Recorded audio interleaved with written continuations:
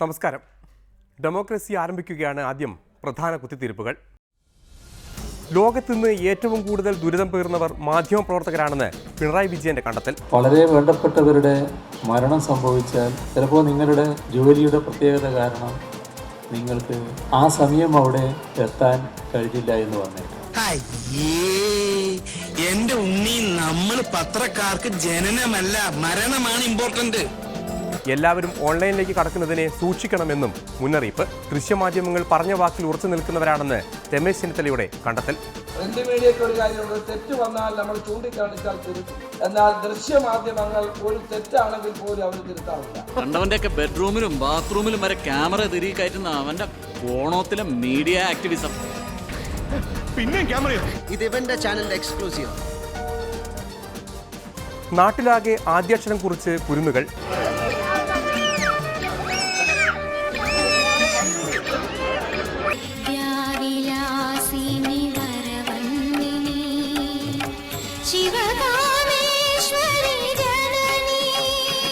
EP. ജയരാജന് വിദ്യാരംഭം കുറിച്ച് പുതിയൊരു മനുഷ്യനാക്കാൻ ഒരുങ്ങി VS. അത് ചിലപ്പോൾ ചില മണലിലോ അല്ലെങ്കിൽ അരിയിലോ ഒക്കെ എഴുതി ആദ്യമായി ഈ അക്ഷരങ്ങളൊക്കെ എഴുതി പഠിക്കും.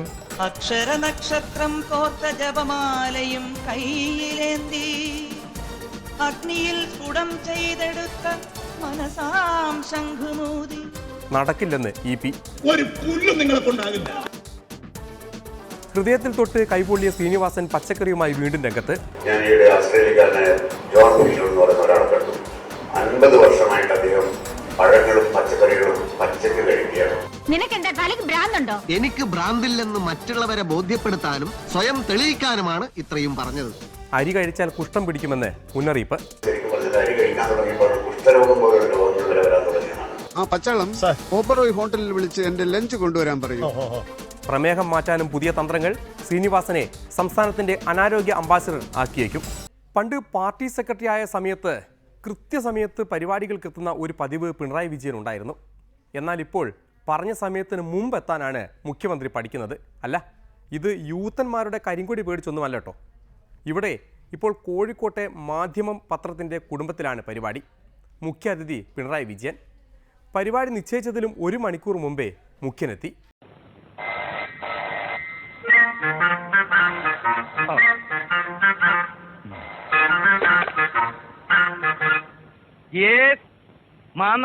സ്പീക്കിംഗ്. അയ്യോ, നിങ്ങൾ ഇതുവരെ പുറപ്പെട്ടില്ലേ? ഇപ്പോഴെങ്കിലും പുറപ്പെട്ടാലേ നിങ്ങൾക്ക് ഇവിടെ കൃത്യസമയത്ത് നാടകം തുടങ്ങാൻ പറ്റുകയുള്ളൂ. ഓ, നാടകം കൃത്യസമയത്ത് തന്നെ തുടങ്ങും. കൃത്യസമയത്ത് തന്നെ ഞങ്ങൾ അവിടെ എത്തുകയും ചെയ്യും. ഇയാളിപ്പോ എത്രാമത്തെ പ്രാവശ്യം ഈ വിളിക്കണേ? താൻ ഈ ഫോണുമ്മ കെട്ടി തൂങ്ങിച്ചാവാണ്ട് അതൊരു സ്ഥലത്തെടുത്ത് വെക്ക്. 11 മണിക്ക് വെച്ച പരിപാടിക്ക് ഒരു 11:30, 12 ആകുമ്പോൾ എത്തുന്നതാണല്ലോ നമ്മുടെ സാധാരണ ശീലം. എന്റെ ദൈവമേ, നിങ്ങൾ ഇതുവരെ പുറപ്പെട്ടില്ലേ? ആ കഷിന്റെ പുറപ്പെട്ടിട്ട് അരമണിക്കൂറായി. കുറച്ചുകൂടി നേരത്തെ പുറപ്പെടണോ? അരമണിക്കൂർ മുമ്പേ അവര് പുറപ്പെട്ടിട്ടുണ്ടെന്നു. വേണമെങ്കിൽ ഇനിയും നേരത്തെ പുറപ്പെടാമെന്ന്. അതെങ്ങനെയാ? അരമണിക്കൂർ മുമ്പ് അവർ പുറപ്പെട്ടെങ്കിൽ പിന്നെ അതിലും നേരത്തെ അവരെങ്ങനെ പുറപ്പെടും? ഓ, കൺഫ്യൂഷൻ ആയല്ലോ. ആ, ഏതായാലും നിങ്ങൾ അരമണിക്കൂർ മുമ്പേ പുറപ്പെട്ടല്ലോ. വേണമെങ്കിൽ 1 മണിക്കൂർ മുമ്പേ പുറപ്പെടാം. മതിയോ? ആ, പുറപ്പെടും. അവരമണിക്കൂർ മുമ്പേ പുറപ്പെട്ടു. ഞാനത് പറഞ്ഞ് 1 മണിക്കൂർ മുമ്പേ ആക്കി. എന്താ പോരെ? 1 മണിക്കൂർ മുമ്പായാൽ പിന്നെ അതിൻ്റെ പ്രയാസം സ്വാഭാവികമായിട്ടും നമുക്ക് ഊഹിക്കാവുന്നതാണ്. ഏതായാലും നമ്മുടെ ഈ പരിപാടിയിൽ പങ്കെടുക്കേണ്ട പ്രധാനികൾ, പ്രതിപക്ഷ നേതാവ് രമേശ് ചെന്നിത്തലയും നമ്മുടെ ജനാബ് PK കുഞ്ഞാലിക്കുട്ടിയുമൊക്കെ ഇവിടെ സന്നിഹിതരായി എന്നതുകൊണ്ട് മറ്റ് പ്രയാസങ്ങൾ നേരത്തെ തുടങ്ങുന്നതിൻ്റെ ഭാഗമായിട്ട് ഉണ്ടാകില്ല എന്നാണ് തോന്നുന്നത്. തമിഴ്നാട്ടിൽ പോകാനുള്ള കാരണം പറഞ്ഞ് മുഖ്യൻ പരിപാടിക്ക് വരാതെ മുങ്ങിയില്ല. പകരം നേരത്തെ തന്നെ പത്രകുടുംബത്തിൽ പ്രത്യക്ഷനായി. അതെന്തിനാണെന്ന് ചോദിച്ചാൽ, കുറേ ദിവസമായി ഈ പത്രപ്രവർത്തനത്തിലെ ചില സംഗതികളെക്കുറിച്ച് പറയാൻ മുഖ്യൻ ഒരു കുറിപ്പുമായി നടക്കുകയാണ്. അത് പറയാതെ പോയാൽ ശരിയാവില്ല. അപ്പോൾ പിന്നെ കാര്യപരിപാടികളിലേക്ക് കടക്കാം. പത്രക്കാർ ശ്രദ്ധിച്ചിരുന്നോളണം. പത്രമാധ്യമങ്ങളുടെ എണ്ണം വർദ്ധിച്ചതോടെ കേരളത്തിൽ ഈ രംഗത്ത് കടുത്ത മത്സരം ഉയർന്നു വന്നിട്ടുണ്ട്. പക്ഷെ അതോടൊപ്പം വന്ന ഒരു പ്രത്യേകത, ചില പത്രങ്ങളുടെ വളർച്ച വല്ലാതെ മുരടിച്ചു പോകുന്ന നില വന്നിട്ടുണ്ട്. പത്രത്തിൻ്റെ ഇത്തരത്തിലുള്ള പുതു വളർച്ച എന്ന് പറയുമ്പോൾ ആ വളർച്ചയ്ക്ക് പിന്നിൽ ജീവനക്കാരുടെ ആത്മാർത്ഥമായ പരിശ്രമം ഉണ്ട് എന്നത് വസ്തുതയാണ്. കോളേജ് ലൈഫും കഴിഞ്ഞ് നല്ല ജോലിയും സമ്പാദിച്ചാൽ മതിയായിരുന്നു. അതെങ്ങനെ? അതിനിടയിൽ കോളേജിലെ ഹീറോയെ കയറി പ്രേമിക്കാൻ തോന്നിയില്ലേ? ആദർശം കളിച്ച് കളിച്ച് അദ്ദേഹം നേടിയതോ ഒരു കൊച്ചു പത്രത്തിലെ വലിയ തിരക്കുള്ള ഒരു ജോലി. എന്നാ അതിനുള്ള ശമ്പളവും ഇല്ല. ഏതെങ്കിലും വലിയ പത്രത്തിലൊരു കണാറിനെ പ്രേമിക്കാൻ നീ എനിക്ക് ബുദ്ധി ഉപദേശിച്ചു തന്നില്ലല്ലോ എന്റെ ഈശ്വര. പത്രജീവനക്കാരും പത്രവുമായി ബന്ധപ്പെട്ട് പ്രവർത്തിക്കുന്ന ഇതര ജീവനക്കാരും വ്യക്തി ജീവിതത്തിൽ വലിയ നഷ്ടങ്ങൾ വരുത്തിക്കൊണ്ടാണ് ഓരോ മാധ്യമ സ്ഥാപനത്തിലും പ്രവർത്തിക്കുന്നത്. വ്യക്തമായ ഒരു സമയക്രമം പാലിച്ചുകൊണ്ട് ജോലി ചെയ്യാൻ കഴിയുന്നവരല്ല പത്രരംഗത്ത് പ്രവർത്തിക്കുന്നത്. നിങ്ങൾ ഓരോരുത്തരും അതിൻ്റെ ഭാഗമായി തന്നെ പ്രത്യേക തരത്തിലുള്ള വിഷമങ്ങൾ പലപ്പോഴും നേരിടേണ്ടി വരുന്നവരാണ്.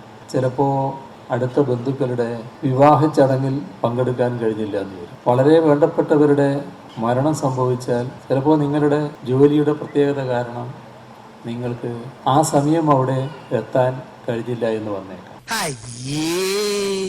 എന്റെ ഉണ്ണി, നമ്മൾ പത്രക്കാർക്ക് ജനനമല്ല മരണമാണ് ഇമ്പോർട്ടന്റ്. നിന്റെ ഭാര്യ പ്രസവിച്ചാൽ ഏത് കോളത്തിൽ കൊടുക്കും?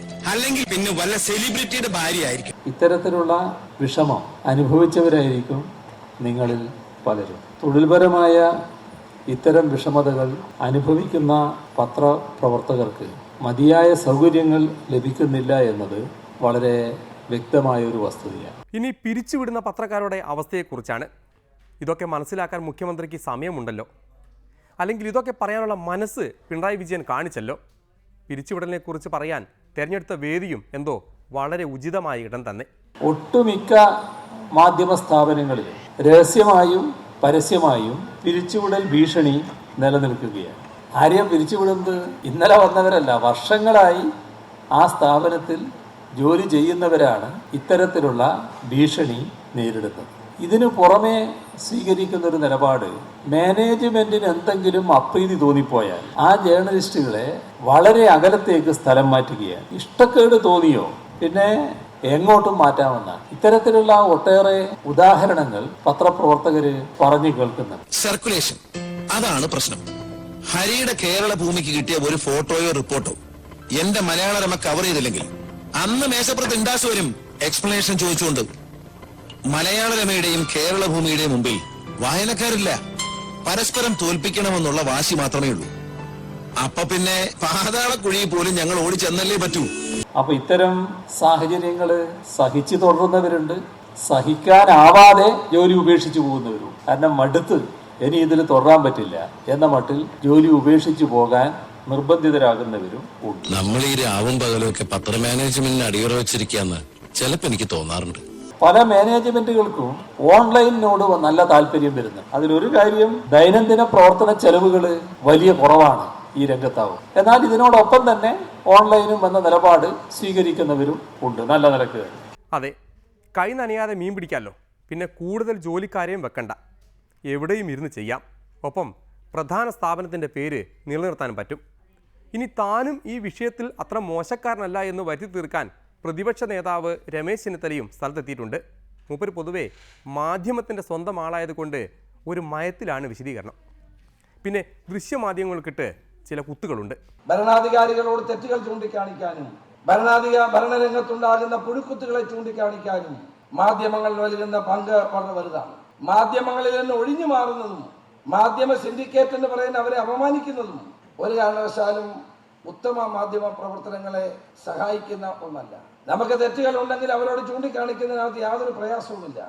പക്ഷേ മാധ്യമ പ്രവർത്തകരെയും മാധ്യമങ്ങളെയും ഒഴിവാക്കിക്കൊണ്ടുള്ള ഒരു സമീപനം ജനാധിപത്യ പ്രക്രിയയെ ദുർബലപ്പെടുത്താൻ മാത്രമേ സഹായിക്കൂ എന്നുള്ളതാണ് എന്റെ അഭിപ്രായം. ഇത് എന്നെ ഉദ്ദേശാണ്, എന്നെ തന്നെ ഉദ്ദേശാണ്, എന്നെ മാത്രം ഉദ്ദേശാണ്. അതിനേക്കാൾ ഒക്കെ ഉപരിയായിട്ടുള്ള വെല്ലുവിളി എന്ന് പറയുന്നത് വാർത്തകൾക്ക് വേണ്ടിയിട്ടുള്ള കോമ്പറ്റീഷനാണ്. ആദ്യം ആർക്കാണ് വാർത്ത കിട്ടുന്നത് എന്നുള്ളത് ദൃശ്യമാധ്യമങ്ങൾക്ക് മാത്രമല്ല പ്രിന്റ് മീഡിയയ്ക്കും ഒരു പ്രധാനപ്പെട്ട ഘടകം തന്നെയാണ്. എക്സ്ക്ലൂസീവ് വാർത്തകൾക്ക് വേണ്ടിയിട്ടുള്ള ശക്തമായ മത്സരം ഇന്ന് നമ്മുടെ സമൂഹത്തിൽ നടക്കുകയാണ്. അങ്ങനെ വരുമ്പോൾ പലപ്പോഴും സത്യസന്ധമായ വാർത്തകൾ തമസ്കരിക്കപ്പെടുന്നു, സത്യസന്ധമായ വാർത്തകൾ പിന്നോക്കം പോകുന്നു. പ്രിന്റ് മീഡിയയ്ക്ക് ഒരു കാര്യമുണ്ട്, ഒരു തെറ്റ് വന്നാൽ നമ്മൾ ചൂണ്ടിക്കാണിച്ചാൽ തിരുത്തും. എന്നാൽ ദൃശ്യമാധ്യമങ്ങൾ ഒരു തെറ്റാണെങ്കിൽ പോലും അവർ തിരുത്താറില്ല. കണ്ടവന്റെ ഒക്കെ ബെഡ്റൂമിലും ബാത്റൂമിലും വരെ ക്യാമറ തിരികെ കയറ്റുന്ന അവന്റെ കോണത്തിലെ മീഡിയ ആക്ടിവിസം. അപ്പോ അവസാനമായിട്ടൊന്നും പറയാനില്ലല്ലോ? എനിക്കൊന്നും പറയാനില്ല, പക്ഷെ ഇവക്ക് എന്താ പറയാനുണ്ട്? അവസാനമായിട്ടൊരു സൈൻ ഓഫ് പറയടേ. ചാവാൻ പോവല്ലേ? എങ്ങോട്ടെങ്കിലും നോക്കി പറയടേ.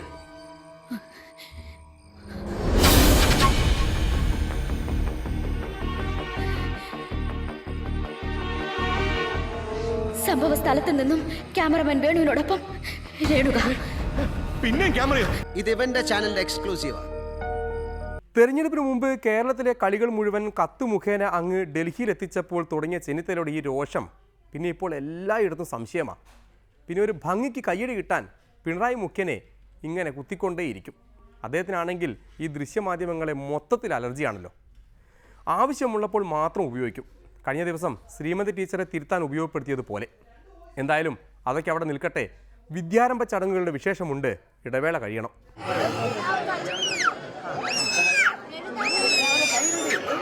വിജയദശമി ദിവസത്തിനാണ് പ്രാധാന്യം, അഥവാ ആ സമയത്ത് ഇന്ന രാശി എന്നോ ഇന്ന മുഹൂർത്തമെന്നോ എന്നൊന്നും കൽപ്പിക്കേണ്ടതില്ല.